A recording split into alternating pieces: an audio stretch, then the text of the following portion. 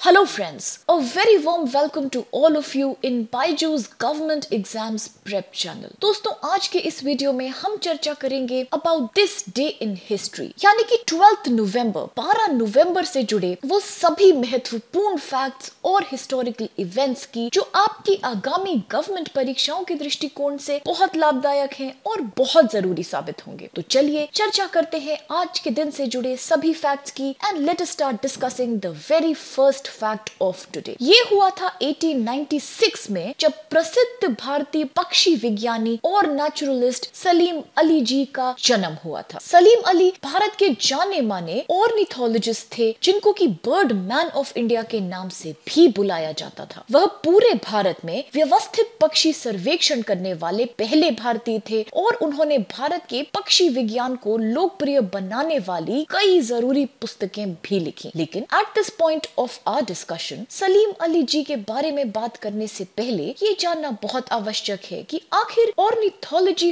होती क्या है। तो ऑर्निथोलॉजी, जिसका मतलब है पक्षी विज्ञान, जूलॉजी विषय का एक ऐसा क्षेत्र है जो डील करता है पक्षियों के अध्ययन से और उनसे जुड़े सभी फैक्ट से। अब going back to our discussion on Salim Ali, इनका जन्म बॉम्बे शहर में हुआ था और अब्बास तायब जी एक प्रसिद्ध भारतीय स्वतंत्रता सेनानी भी इनके परिवार से ही संबंधित थे। इस्कंदर मिर्जा जो कि पाकिस्तान के जाने माने पॉलिटिकल लीडर हैं, वो भी इनके बचपन के काफी घनिष्ठ मित्र थे और सलीम अली को बॉम्बे नेचुरल हिस्ट्री सोसाइटी के सचिव, जिनका की नाम W.S. मिलर्स था, उन्होंने पक्षियों के गंभीर अध्ययन के लिए प्रोत्साहित किया था। Salim Ali worked as a lecturer at the natural history section of the Prince of Wales museum in Mumbai. लेकिन 1928 वर्ष के पश्चात वो अपनी आगे की पढ़ाई और ट्रेनिंग लेने के लिए जर्मनी चले गए। जर्मनी में उन्होंने फेमस प्रोफेसर एरविन स्ट्रेसमैन के अंडर ट्रेनिंग ली at the Berlin's natural history museum. इन्होंने बर्ड रिंगिंग, जिसको कि बर्ड बैंडिंग भी कहा जाता है, जो कि पक्षियों की रिसर्च में काफी जाना माना और महत्वपूर्ण स्किल माना जाता है, इसमें भी ट्रेनिंग ली थी एट द हेलिगोलैंड बर्ड ऑब्जर्वेटरी, जो कि जर्मनी के समीप स्थित है। सलीम अली का बॉम्बे नेचुरल हिस्ट्री सोसाइटी की मेंटेनेंस और सर्वाइवल में बहुत महत्वपूर्ण योगदान रहा है और उन्होंने पूर्व प्रधानमंत्री जवाहरलाल नेहरू से इस इंस्टीट्यूशन के कामकाज और बढ़ोतरी के लिए फंड्स का निवेदन भी किया था। He also helped in establishing an economic ornithology unit within the Indian Council for Agricultural Research during the mid-1960s। उन्होंने Bombay natural and history society के कई क्रूशियल प्रोजेक्ट्स को भी हेड किया था, जैसे कि projects for reducing the bird accidents at Indian airfields और detailed study about house sparrows. जून 1987 में इनका निधन हो गया था, लेकिन सलीम अली को कई प्रतिष्ठित और प्रसिद्ध पुरस्कारों से सम्मानित किया गया है, जैसे कि वर्ष 1967 में इनको द ब्रिटिश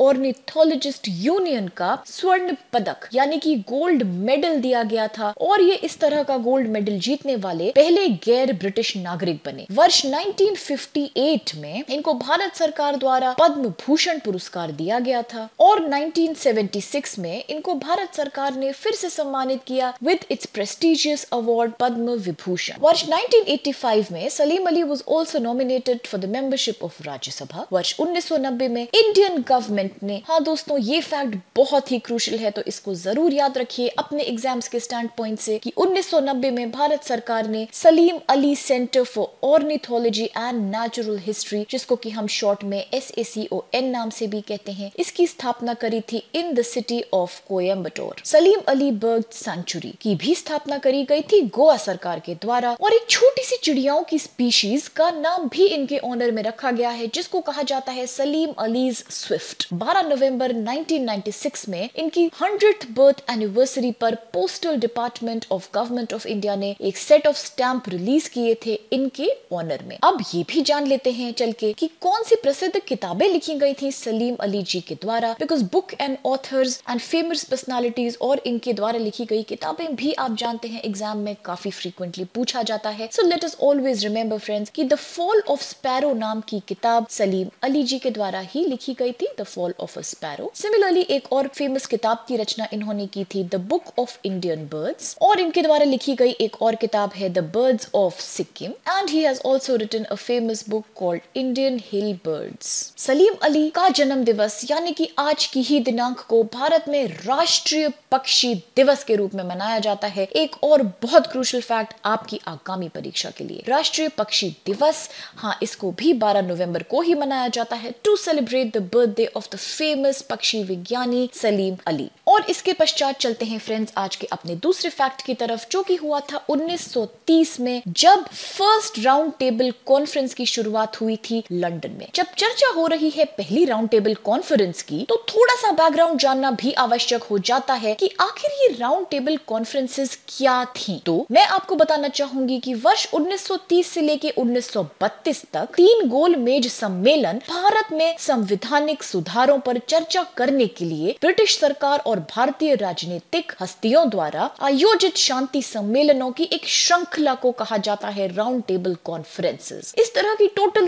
3 गोल मेज कॉन्फ्रेंसेस हुई थी। इन्हें मोहम्मद अली जिन्नाह की लॉर्ड इरविन से करी गई सिफारिशों और साइमन कमीशन की रिकमेंडेशंस के अनुसार ही आयोजित किया गया था। 1930 के दशक तक कई ब्रिटिश राजनेताओं का मानना था कि भारत को डोमिनियन स्टेटस की ओर बढ़ने की जरूरत है, क्योंकि भारत में स्वराज या स्वशासन की मांगे लगातार बढ़ती जा रही थी। दिलचस्प बात यह है दोस्तों, ये पहली बार था जब भारतीय और ब्रिटिश भारत के भविष्य पर चर्चा करने के लिए बराबर के रूप में मिल रहे थे फेस टू फेस। तो अब फोकस करते हैं चल के अपनी पहली राउंड टेबल कॉन्फ्रेंस के ऊपर, और इसकी शुरुआत की गई थी 12 नवंबर की ही दिनांक को, जैसा कि मैंने आपको अभी बताया, वर्ष 1930 में इन लंदन। उस समय भारत के वाइसरॉय थे लॉर्ड इरविन और ब्रिटिश प्रधानमंत्री थे Labour party leader Ramsay MacDonald. लेकिन ये पहला सम्मेलन एक विफलता साबित हुआ। इसकी वजह ये थी कि आईएनसी यानी कि इंडियन नेशनल कांग्रेस के पूर्ण रूप से भाग न ले पाना। उस समय के सिविल डिसोबीडियंस आंदोलन के कारण कांग्रेस के अधिकांश नेता जेल में बंद थे और इस वजह से वो इस कॉन्फ्रेंस में भाग नहीं ले सके। पार्टिसिपेंट्स में मुस्लिम लीग, जस्टिस पार्टी, लिबरल्स जैसे विभिन्न दल मौजूद थे। ब्रिटिश भारत के 58 राजनीतिक नेता शामिल थे। सिखों, हिंदुओं, पारसियों, ईसाइयों, यूरोपियों और एंग्लो इंडियन श्रमिक आंदोलन, जमींदारों, विश्वविद्यालयों, बर्मा, सिंध और अन्य प्रांतों के अन्य प्रतिनिधि भी इसका हिस्सा बने। भारत सरकार के प्रतिनिधि भी इस सम्मेलन में शामिल थे। And apart from that 16 delegates were there from British political parties. This conference also included 16 delegates from the princely states of India. कई जरूरी मुद्दों पे चर्चा की गई, जैसे कि federal structure, provincial constitution, defence services, minority problems, the provinces of Sindh and north western frontier province and the executive responsibility to the legislature. अब दोस्तों एक दिलचस्प फैक्ट ये भी है कि डॉक्टर B.R. अम्बेडकर ने अनटचेबल्स यानी कि अछूतों के लिए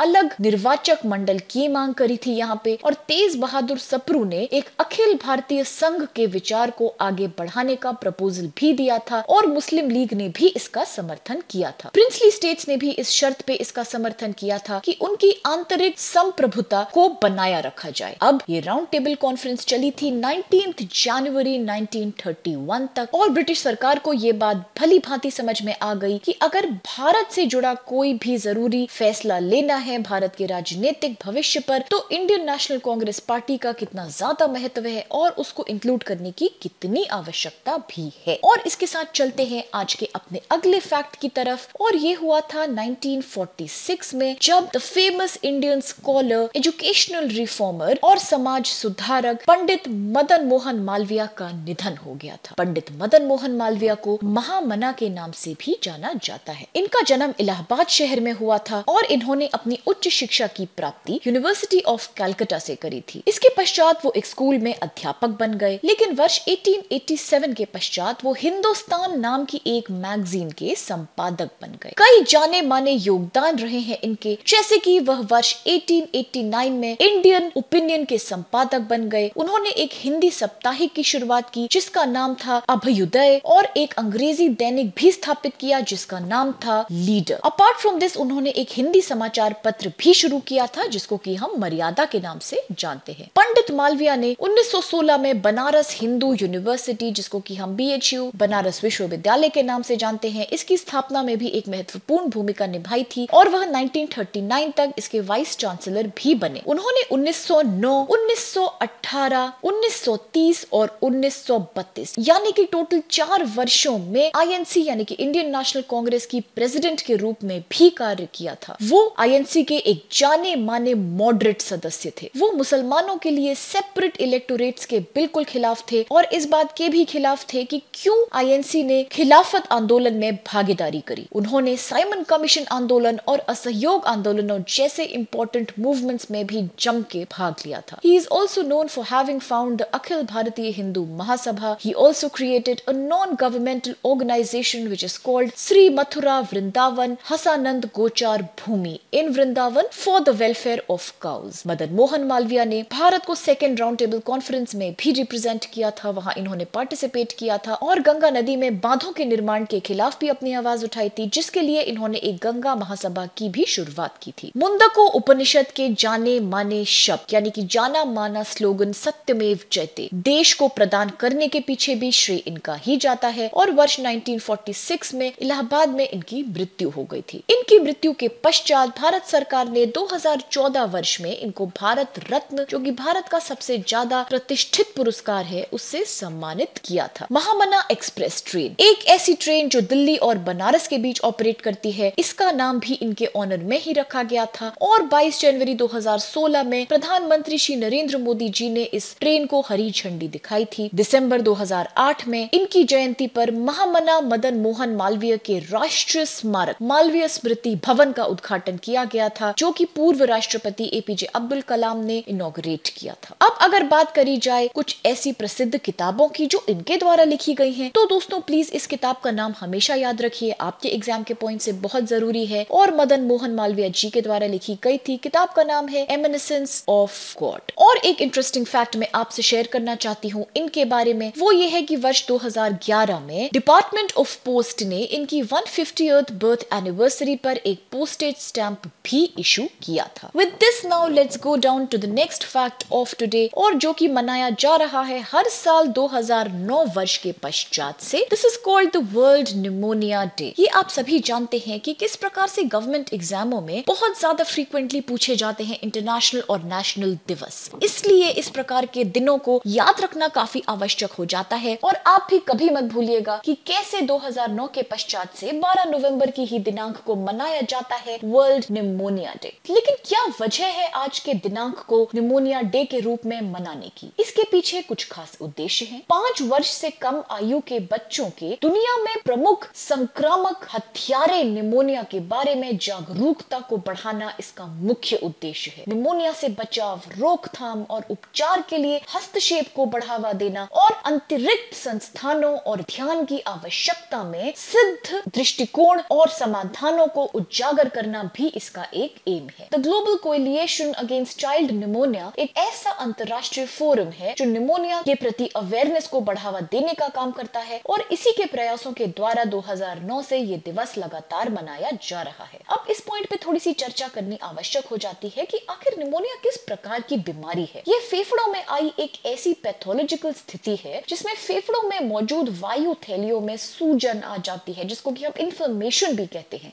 और वायु की थैलियों में तरल पदार्थ का निर्माण होने लगता है, जिससे लगातार खांसी बनी रहती है और सांस लेने में मरीजों को बहुत तकलीफ भी होती है। यह स्थिति विशेष रूप से छोटे बच्चों और बुजुर्गों के लिए बहुत ज्यादा गंभीर साबित हो सकती है। निमोनिया का प्रमुख कारण होता है 3 तरह के इन्फेक्शंस, बैक्टीरियल, वायरल या फिर फंगल इन्फेक्शंस। इन जीवाणुओं के संक्रमण होने के कारण जब शरीर का इम्यून सिस्टम इनसे नहीं लड़ पाता तो स्थिति काफी बिगड़ जाती है। इस बीमारी के कुछ खास लक्षण हैं: शरीर का बढ़ता तापमान, कमजोरी और सांस लेने में बहुत परेशानी। इसके लिए डॉक्टर्स अक्सर यूज करते हैं techniques such as chest X ray, blood testing, sputum testing and oxygen saturation measurement, और तत्कालीन चिकित्सा की आवश्यकता पड़ती है उन मरीजों को जो इस बीमारी से ग्रसित हो जाते हैं। आजकल के संदर्भ में तो ये बीमारी काफी ज्यादा चर्चा में भी है, क्योंकि जैसे कि आप जानते हैं विश्व में तेजी से फैल रहा कोरोना वायरस भी इस बीमारी से काफी जुड़ा हुआ है। And this pneumonia can also be one result of the corona virus. और इसके साथ आज के फैक्ट्स हम यही समाप्त करते हैं फ्रेंड्स, लेकिन अब चल के देखते हैं कि कौन से क्वेश्चंस आज के फैक्ट्स पे बेस्ड हमारे पास हैं। तो पहला सवाल कुछ इस प्रकार है कि in which city is Salim Ali centre for ornithology and natural history situated? कहाँ है ये इंस्टीट्यूशन स्थित? ऑप्शंस आपके पास हैं A Mumbai, B Hyderabad, C Coimbatore या फिर डी पानाजी। अगला सवाल कहता है who among the following has written the book the fall of a sparrow? Fall of a sparrow पुस्तक निम्नलिखित में से किसके द्वारा लिखी गई है? ऑप्शंस हैं ए APJ Abdul Kalam, B MJ Akbar, सी अब्बास तायब जी या फिर D Salim Ali. Next question says who was the viceroy of India during the first round table conference? प्रथम गोलमेज सम्मेलन के दौरान कौन थे भारत के वाइसरॉय? ऑप्शंस आपके पास हैं A lord Dufferin, B lord Linlithgow, third Archibald Wavell या फिर D lord Irwin. Next question says which Indian nationalist is also known by the name of Mahamana? Mahamana के नाम से हम किस भारतीय राष्ट्रवादी को ज्यादातर जानते हैं? ऑप्शंस हैं A Vallabh Bhai Patel, B Madan Mohan Malviya, C Rajendra Prasad या फिर last option D J B Kripalani. अब देखते हैं नेक्स्ट क्वेश्चन जो कहता है inflammation of which organ of human body is known as pneumonia? Pneumonia नाम की ये बीमारी शरीर के किस अंग की सूजन को बुलाया जाता है? ऑप्शंस आपके पास हैं ए हृदय यानी कि हार्ट, बी किडनी जिसको कि हम गुर्दा भी कहते हैं, सी पेनक्रियाज या फिर डी लंग्स। इन सभी सवालों पे चर्चा करने के बाद हम आज के सेशन को यही समाप्त करते हैं फ्रेंड्स। मैं आशा करती हूँ कि आज के सेशन से आपको बहुत मदद मिली होगी और बहुत महत्वपूर्ण फैक्ट्स भी आपने जाने होंगे। अगर आपको वीडियो पसंद आया तो प्लीज दोस्तों चैनल को लाइक और सब्सक्राइब करना बिल्कुल मत भूलिएगा, बिकॉज तभी मिलेंगे आपको हमारे लेटेस्ट वीडियो के नोटिफिकेशंस जल्दी से जल्दी। I sincerely thank all of you for being a part of today's session.